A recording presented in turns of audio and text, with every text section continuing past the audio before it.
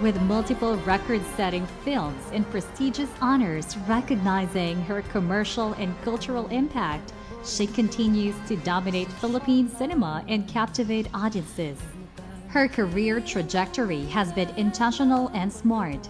Her fandom was built through love team chemistry, then jumped to mature romantic drama that took on deeper, more emotionally complex roles. A modern icon of acting who continues to challenge herself and elevate her craft. Catherine Bernardo has proven beyond doubt that she's the box office darling of her generation. Catherine Bernardo. With multimedia stars in Asia, he continuously evolves on screen, on stage, and in real life. Alden's commitment is one of unwavering passion, adaptability, and meaningful growth. Once again, Alden Richards. Hello Kath Den fans! Ito na nga ha, wagi ang Kath Den mga kasembreros kagabi sa 73rd FAMAS Awards. And ibang level pala itong kanilang awards mga kasembreros or award bida sa takilya, no? Ibig sabihin na surpass nila yung parang ito yung yung category sa yung nakaabot ng billion mga kasembreros ang Hello Love Again. And yung kanilang pelikula na talagang mapapalong-palo mga kasembreros at nag-touch ng maraming tao. So, ang nanalong Best Actor pala ay si Sir Vice Ganda, no? At saka yung Best Actress naman ay si Ma'am Marian Rivera para sa kanyang Balota mga kasembreros. So, hindi ko in-expect yung parang special award siya na ibang level mga kasembreros. Ibig sabihin, mas mataas sa mga Best Actor or Best Actress mga kasembreros. Grabe, no? Talagang parang surprise award ito mga kasembreros na ako din ay hindi nag-expect mga kasembreros ng kumapa ng award na ito. So kagabi ay parang maabot niya yata ng alas 12, lagpas alas 12 mga kasembreros yung FAMAS. Sobrang tagal, no? Kasi expected talaga yon. Maraming mga yung mga veterano na minsan hindi natin kilala sa showbiz, talagang pinaparangalahan mga kasembreros ng FAMAS. So talagang ito po ay isang karangalan, no, bida sa takila, and of course na binati ng kani-kaniyang mga tao dito, management mga kasembreros ang Kath Den, no, si Sir Alden, tapos si Ma'am Catherine sa Star Magic. So, celebrating Catherine Bernardo 73rd FAMAS Awards victory as Bida sa Takila awardee. So, stellar cheers, sabi dito sa Star Magic mga kasembreros. So, nakita natin yung impact talaga, no? Yung, kasi ang sabi dito kay Ma'am Catherine, parang box office darling. Ang cute ng parang binansag trademark na bagong trademark na binigay mga kasembreros ng announcer, no, or ng host mga kasembreros. Sobrang kulit lang and sobrang cute, no, box office darling mga kasembreros. So tawag dito, nag-usap yung dalawang ito kasi alam ko hindi sila pumunta, ginawa nilang busy ang kanilang sarili, no. Hindi, no, pero si Sir Alden talaga ay busy talaga sa kanyang pag-aaral mga kasembreros. Tapos si Ma'am Catherine naman ay busy rin, no, sa kanyang kaliwat kanang projects mga kasembreros, lalong-lalo na nga itong kanyang bagong teleserye. So, dito ko nalaman na magkaiba pala yung TV comeback tapos yung tawag dito, yung teleserye. Kasi pag sabing TV, ibig sabihin parang pag guest lang siya, no? Like yung Pilipinas Got Talent, tapos yung teleserye naman ay yun yung bawat gabi siya mapapanood mga kasembreros. So andito pala yung kompletong parang teaser mga kasembreros, no? Na in-upload mga kasembreros ng Dream Escape, tapos ng ABS-CBN Studios mga kasembreros. So ibang parang aabangan talaga natin itong mga kasembreros. talagang aabangan ito mga kasembreros. Yung in-upload niya sa kanyang Instagram story kagabi or kahapon ay 15 seconds. Ito pala yung kompleto. So parang meron pa siya sa store dito mga kasembreros, no? So binati. Tapos yung mga ABS-CBN, yung Star Magic, and then yung iba pang yung Dream Escape ay nag-post din, at ibang mga mga tawag dito, Philippine entertainment portals and so on ay nag-post ng pagbabalik teleserye ni phenomenal box office cinema queen mga kasembreros. So magbabalik teleserye na ang Asia superstar na si Catherine Bernardo matapos ang opisyal na anunsyo ng ABS-CBN at Dreamscape Entertainment ngayong araw. So that's yesterday mga kasembreros. So yun nga, so abangan talaga natin ito. So si Ma'am Marian Rivera, so congrats din sa kanya, no? Ibang klase din yung acting talaga ni Ma'am Marian dun sa kanyang ginawang na balota nga mga kasembreros.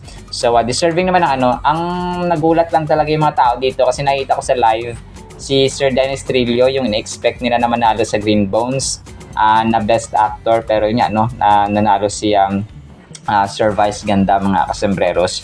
So everyone deserves naman, pero parang nag-expect lang yung mga tao na parang mas mahusay si Sir Alden, of course, no, given na mahusay, pero when it comes to competition, no, talagang may magtatap, may may number 2, number 3, number 4. So nag-top si Sir Vice Ganda mga kasus, but people expected and rooted more kay Sir Dennis Trillo sa Green Bones mga kasus. And by the way, nakapili na pala sila, parang Green Bones yung magiging no, so hindi nanalo ang Hello Love Again.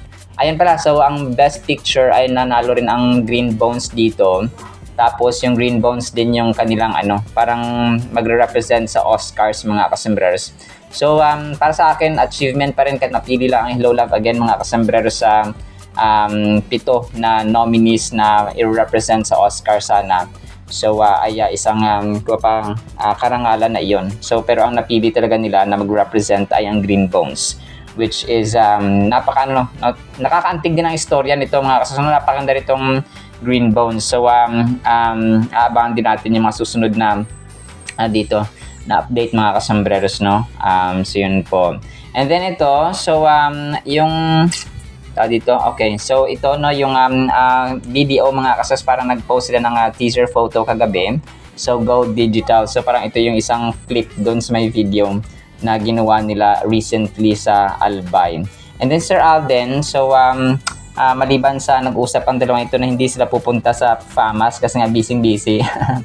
Nag-post siya ng kanyang ng kanyang napakalalim na thought kagabi. Sabi niya, everything is temporary. Don't stress, which is very true mga kasembreros, nung temporary lang lahat ng ito. Kahit yung kasikatan, yung katanyagan, yung pera, yung kayamanan, and so on, posisyon, no, everything is temporary. So kung kaya wag masyadong may stress ang buhay natin, no. Good vibes lang tayo. And then of course yung kanyang ito si Sir Laysam. Ayun, so Sir Laysam nag-post din siya ng verse.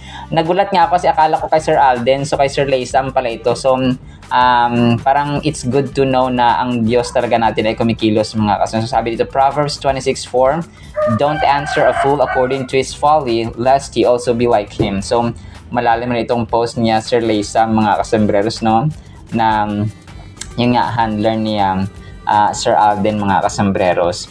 And then ito, close-up photo, no, ni Ma'am Catherine doon nga sa video, sa kanyang teaser, no, sa kanyang bagong teleserye mga kasembreros. So wala pa talaga silang inanunsyo kung sino ang leading man. Ako minsan parang nakakainis na to. ABS-CBN. Wala saan inanunsyo sino leading man, sino baka solo project ni Ma'am Catherine, parang something so wala talaga, as in wala mga kasembreros. So aabangan talaga natin ito, nakaka-excite na may iba napaparaning na kung ano talaga yung magiging takbo ng kwento.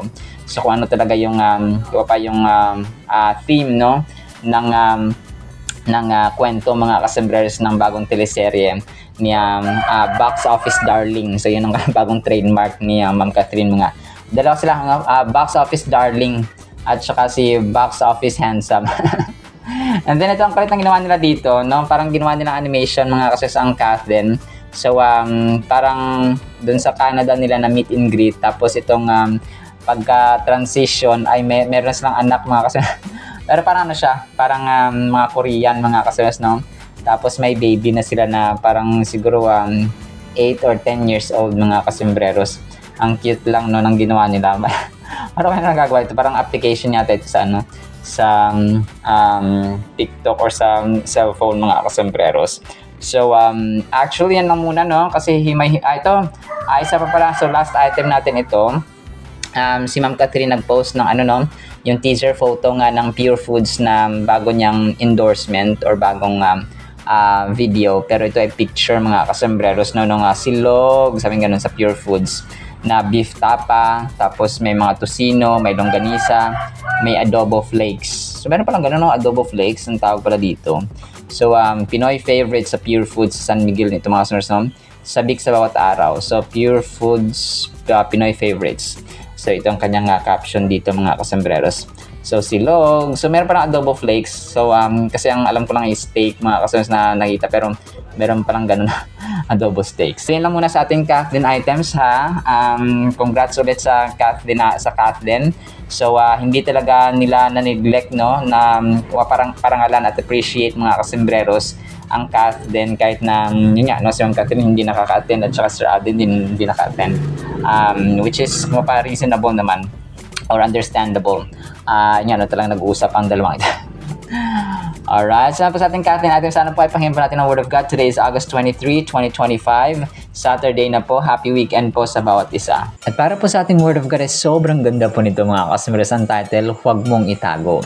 We will not hide them from their children, telling to the generation to come the praises of the Lord and His strength and His wonderful works that He has done. Grabe mga kasembreros. This was King David, no?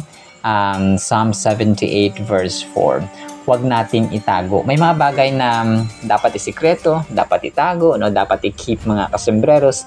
Pero may mga bagay lalo na po ang salita ng Panginoon. Dapat hindi po natin ito itatago. So dapat nga sinishare, pinapublicize, binabahagi natin, kinukwento natin kung kaya natin gawin, kung pupwede lang ay sa mga anak natin, sa mga apo natin, talagang i-share natin ito mga kasembreros. So we couldn't share, we couldn't tell our children if we don't read the Bible ourselves mga kasembreros. Dapat tayo mismo na may mga mapag-iisip na, no, nasa tamang edad na, at nakakaintindi mga kasembreros. Kung hindi po kayo nakakaintindi ng English Bible, pwedeng Tagalog, no, pwedeng Bisaya, Ilocano, kasi may mga translations naman po yan mga kasembreros. Kagaya sa amin, no, may Bisaya, may Ilonggo, may Tagalog, may English mga kasembreros. So kung saan po kayo mas nakakaintindi ng translation ng Biblia. So para kasi kapag naintindihan nyo, may i-share nyo siya mga kasembreros sa mga susunod na generation. Like sa mga anak mo and then sa mga apo mo. Kasi yun, mga kasembreros, napakahalaga po talaga nito, no? Sinasabi ko po sa inyo ito lagi na napakahalaga po, kasi imagine niyo kung ang pamilya ninyo ay hindi nagkakaunawaan, hindi nagkakasunduan, walang pag-ibig, walang love mga kasembreros. Pero kapag ang Diyos ay nasa gitna, no, ang Panginoon, at nagkakaroon kayo ng time sa pagbibilya talaga, tuturuan kayo, no? Ang nanay, ang tatay, hindi kailangan maging bungangero. Parating saway dito, saway doon, kung ang Diyos po ang kumikilos, at saka kapag parati ko nagbabasa ng Biblia, ang Holy Spirit ng Panginoon ay kikilos po sa inyong anak, sa inyong asawa, sa inyong kapatid, sa inyong magulang, and so on, na mababago sila, okay? Matatanang sila ng salita, ng binhi ng pag-ibig ng Diyos, ng fruit of the Holy Spirit, yung love, joy, peace, patience, kindness, gentleness. So hindi man perfecto, yes, given na po yun. Pero parati kasi nagbabasa, ako noon college pa lang ako, college na ako, na intindihan ko yung literal na translation or tsaka meaning, pero hindi ko maintindihan yung mga sa Old Testament, yung mga story ni Solomon, story ni King David, anong lahi ba nito, ni Noah, ni Moises, no? Pero nung ilang years ko siya nabasa mga kasembreros, sinasabi ko po sa inyo, talaga matatransform ang iyong point of view, ang inyong belief nyo, yung paniniwala na ganito pala. And hanggang ngayon, no, lifetime po mga kasembreros, kasi nga araw-araw dapat po pinapakain natin ang ating kaluluwa, same sa ating mga physical na pangangatawan. Yung ating physical na katawan nga 3 times a day kumakain, how much more yung ating kaluluwa mga kasembreros, na ito po yung haharap sa judgment, at saka haharap sa Panginoon mga kasembreros.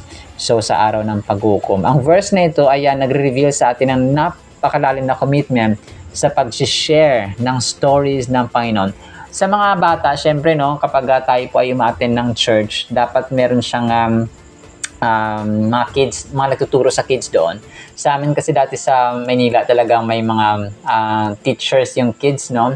Hindi naman necessarily na na professional na mga teachers. O pwedeng yung mga kabataan, yung mga youth, no, yung mga youth, mga kasembreros na sa simbahan ninyo, kailangan may nagtuturo din sa mga kids, mga kasmeres. Kasi training ground din yun ng mga youth, mga kasmeres, na sila rin ay magiging future na mga pastors or leaders or preachers, mga kasmeres. Kasi ang pagiging pastor, ang pagiging evangelist, ito po yung pinakamataas na trabaho. Hindi presidente, kasi nga ang boss natin ay hindi po, well, of course, sa mundo, kailangan sundin ng presidente, kailangan sundin ang mga leaders, ang mga pinuno natin, pero sa harapan ng Panginoon at sa kingdom ng Diyos, kasi ang Diyos natin, ang boss natin no? Kapag tayo po ay naglilingkod sa Panginoon. So come to think of this, analyze niyo po mga kasmeres, kapag tayo po ay nagtatrabaho sa Panginoon, siya ang boss natin, siya ang ating presidente, siya ang ating chief executive officer, siya ang ating bossing manager, no? So ibig sabihin, kapag ang boss natin ay ang Diyos, so wala nang hihigit pa sa Diyos, di ba? So ibig sabihin, kasi ini-small kasi ng mga tao yung calling ng pagpapastor, calling ng pag-share ng gospel. Para sa kanila, ito yung pinakamababa na trabaho, no? Kasi nga, pastor ka lang, parang ganun. So may mga iba naman na since marami na silang church members, ay mataas din yung pagtingin kasi marami sa dami, parang binabasa nila sa dami ng members ng church, mga kasus. Pero wala sa dami yan, sa dami, mga kasmeres, or sa kaunti na members, as long as yung puso mo ay talagang naglilingkod sa Panginoon. Pero huwag na tayong lumayo, no? Kailangan huwag po nating itago ang kabutihan ng Diyos sa Panginoon. So yung youth, balik tayo din sa mga teachers na youth, mga kasmeres, sa mga bata, start with stories, no? Kasi habang tinatamnan yan sila, mga kasmeres, lalago yung salita ng Panginoon sa kanila. And magugulat na lang tayo kapag naging youth din, yung naging teenager na yung tinuruan natin ng mga bata. Parang servants na rin siya, no? Talaga naglilingkod na rin sa Panginoon, mga kasmeres. And isang pinagpalang pamilya, isang malaking blessing talaga, mga kasmeres, ang anak na naglilingkod sa Panginoon, kasi makikitaan mo yan ng kabutihang asal, mabuti yung asal nila, mga kasembreros, maibigin, na mapagmahal sa magulang, tumutulong, and so on, mga kasembreros. So, iba talaga kapag nabahgian sila, and dahil huwag nating itago, no? Kung may mga sekreto tayo pa dyan itago, pero ang salita po ng Panginoon, we have to tell the good deeds, no? The amazing miraculous deeds in the works of God, mga kasmeres, to the next generation. So the context of this verse points towards the collective family and community effort to instill faith and knowledge in our children. So community, so ibig sabihin yung ating pamilya. Kasi may mga kunwari, no, sa church, no, tapos sa ating pamilya, dapat naka-follow up, kasi hindi lang siya sa simbahan. Kasi kung every Sunday lamang tayo nakikinig at saka nagpapakain ng ating kaluluwa ng nagbabasa ng Biblia, mga kaswas, ay may mali, no? So dapat po ay araw-araw meron tayong time ba na papakain na ating kaluluwa, mga kaswas, because kung kunwari isang linggo, isang beses mo lang papakainin yung iyong kaluluwa, ay yung physical na katawan, di ba, ano mangyayari? So baka ma-malnourish tayo, mga kaswas. So same goes sa atin pong mga spiritual or sa ating kaluluwa, mga kasombreros, kung kailangan talaga, no, kailangan i-share, mga kasombreros. So sabi dito, we will not hide them, suggests a promise and commitment to openness and transparency. So para siyang public trust, no? It implies that we take deliberate action to speak about God's goodness instead of keeping it to ourselves. This can remind us that our faith should not be a secret or a private matter. Instead, we should be excited and vocal about what God means to us. About what God means to us. So, ganun siya, mga kasmeres. Parang, di ba, pag nanalo ka sa, parang nakapasa ka sa board exam, or mataas ang grado mo, parang gusto mong ikwento sa kaibigan mo, or sa kahit na sino man dyan, mga kasmeres. So, how much more yung Panginoon? How much more yung faith, yung love, yung grace, yung mercy, yung forgiveness na atin pong natanggap sa Panginoon, mga kasmeres, di ba? Na pinatawad tayo, na He died for us, na He forgave our sins, He died in our place, na dapat tayo ang pinako sa krus at magbayad ng ating kasalanan. But He did everything for us, mga kasmeres, no, para po tayo ma-reconcile kay God the Father. So, unfair ang buhay, sabi nila. Pero kapag naisip mo na ang Diyos tayo ang nagkasala sa Diyos, pero ang pinambayad niya ay si Jesus Christ na kanyang kaisa-isang anak. So masabi ba nating unfair ang buhay? Hindi, no? Never naging unfair ang Diyos. As a matter of fact, tayo nga dapat ang nagbayad dun sa kumapa sa krus, mga kasus, kasi tayo nga nagkasala. Pero dahil sa grabing pag-ibig, no, at pagsintang wagas mga kasusunod ng ating Panginoon, ay pinadala niya ang kanyang kaisa-isang anak to pay for our sins mga kasusunod sa dapat tayo po ang gumawa. So we also learned the significance of intergenerational relationships by instilling a habit of storytelling. Dapat magaling tayo kasi di ba magaling talaga marites ang mga Pilipino, mga kasombreros kapag chismis, kapag bagong balita. Ako talagang maasahan mo talaga ang kahit na sino dyan talagang excited makinig. So how much more ang good news at ang great news mga kasombreros at katotohanan na mula sa Biblia. So as we reflect as Psalm 78 verse 4, we understand the power of sharing our faith and experiences with those who come after us. So napakalaga, kung pa legacy yun mga kasmeres na iiwan mo sa iyong pamilya, sa iyong mga anak, sa apo and so on. Legacy yun kasi ang legacy ng Panginoon, especially found din ng kanyang salita, no, ay hindi po yan natatapos. Yung yung dynasty, yung political positions, talagang natatapos yan mga kasmeres, pero yung legacy ng Panginoon na hindi. It's forever kasi nga ang kanyang salita ay forever. Kung kaya wag po tayo, maging good storyteller tayo ng mga mabubuting gawa ng Panginoon from the Holy Bible and even sa ating pang-araw-araw na pamumuhay na binless tayo at saka binigyan pa tayo ng chance and opportunities and napakadami, no? Hindi nauubos at hindi natatapos ang kabutihan ng Panginoon sa ating buhay. Alright? So kung kaya wag nating itago ang kabutihan ng Panginoon. So yun lang po sa ating Word of God, ha? Nawa po ipagpalaan po tayo ng pag-ibig, pananampalataya, pag-asa, and skill of storytelling the Word of God and His praises to the next generation. In Jesus' mighty name we pray. Amen and amen. See you sa next segment mga surasin pa. Alam po. I love you all.